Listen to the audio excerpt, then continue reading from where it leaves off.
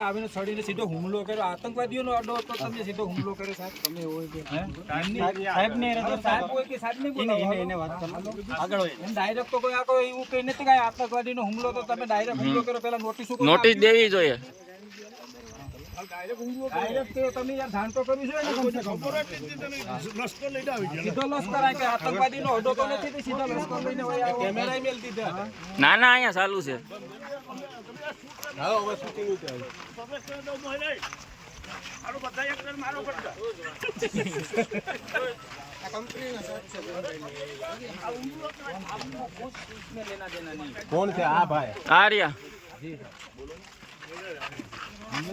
હા બોલો મામલતદાર સાહેબ. હા સર મોડવા માંથી કરતો જોઈન હા નહીં આ જે કોઈને જાણ કરી કોઈને નહીં, આ તો સરકારી સર્વે નંબરો આપવા આવ્યા છે. બરાબર છે સાહેબ, સરકારી છે 100% છે. કબજો કરેલો હોય કમસે કમ નોટિસ તો દેવી પડે. નહીં, કબજો કરેલો જ્યારે એક્સેન્ટ તળેની કાર્યવાહી કરવાની હોય ને ત્યારે તો નોટિસ કરવાની હોય. ઓસિંતા તમે એમની ગામના આગેવાનોને કોઈને જાણ કરી એમની પ્રોટેક્શન એમની હાબર ભાઈ તો તું બોલી લે તું બોલી લે હા તું બોલી લે હા તું બોલી લે. તમે આયા પેલા 10 જણા બોલો અહીંયા. આ તો બોલતા હોય સાહેબ, એને બળતું હોય નથી બોલતા થઈ ગયું.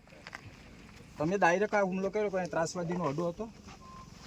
હુમલો કોને કહેવાય? આ હુમલો છે ને સાહેબ, કોને હુમલો? એમની ગામના પંચાયતમાં પૂછ્યું હુમલો કોને? આ હુમલો છે ને સાહેબ, આખે હુમલો કોઈની ઉપર કાઈ તરફ મારી તો તરફ જ મારી ને સરકારી જમીનનો ઉતાર છે. સરકારી જમીનનો મારી નથી, ખેડૂતની ખેડૂતની છે, ખેડૂતને નથી લાગુ પડતી. બસ સરકાર તો સરકારની છે ને, સરકાર ઊભી છે ત્યાં તો સરકાર તો કરાવે ને.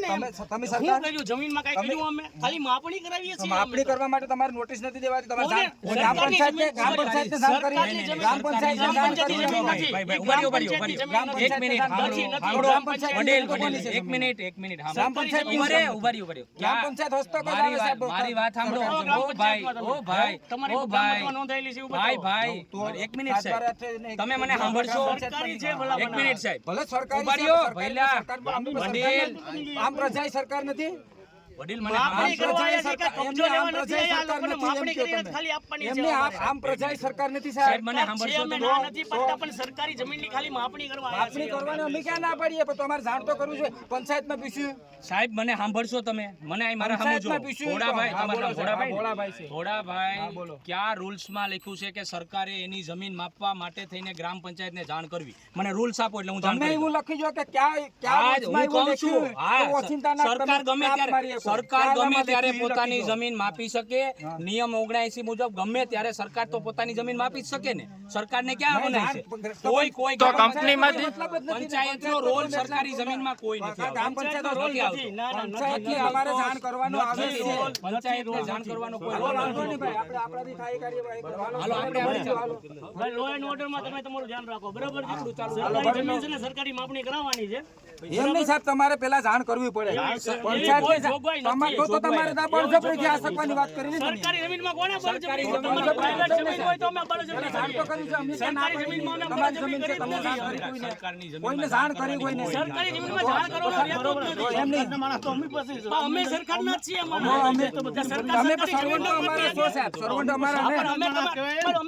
જમીન તો માપી શકીએ ને સરકારની. એમને તમે સરકાર અમારા સર્વન્ટ સરકારી જમીન માપવા માટે કોઈ રોકી ન શકે. અમે સરકારના માણસ છીએ, બરાબર? પંચાયતને એવો અધિકાર નથી. પંચાયતનો અધિકાર નથી, વાત ખોટી પડે તો પંચાયતનો કોઈ રોલ જ નથી ને. પંચાયતની આ જમીન નથી, સરકારી જમીન છે. ભાઈ લો એન્ડ ઓર્ડર તમે માપણીનું કામ કરો, બરાબર છે? હા ફોન કરો બધા કે ભાઈ તમને પીછે આગળ ગામમાં કઈ કરી જાય હાલે. આ લોકો એમ કે અમે પૂછ્યું નહીં. પંચાયતનો તો પંચાયતનો કામમાં રોલ જ નહીં, તો પંચાયતને ચૂંટણી કરવાનો કોઈ મતલબ જ નથી. પંચાયતની સરકારી જમીનમાં ન હોય કાકા, સરકારી હોય જમીન અલગ હોય. સાહેબ, ગ્રામ પંચાયતનો એટલો અધિકાર છે કે ગ્રામ પંચાયતને તમારે વિવાદ કરવાથી મતલબ હાલો હવે આપણું ચાલુ કરો ભાઈ. તમારી કાર્યવાહી કરીને આપણે તમે આડા ભલે ભરી લે બધા હાલો ભલે ભલે